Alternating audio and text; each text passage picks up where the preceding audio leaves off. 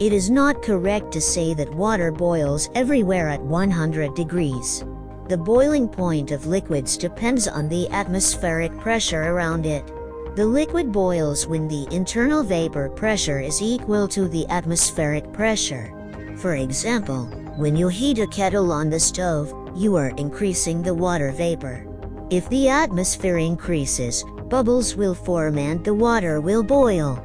It is interesting to know that on Everest, water boils at 72 degrees Celsius, and in Death Valley, California, which is the lowest point in America, water boils at 212 degrees Celsius.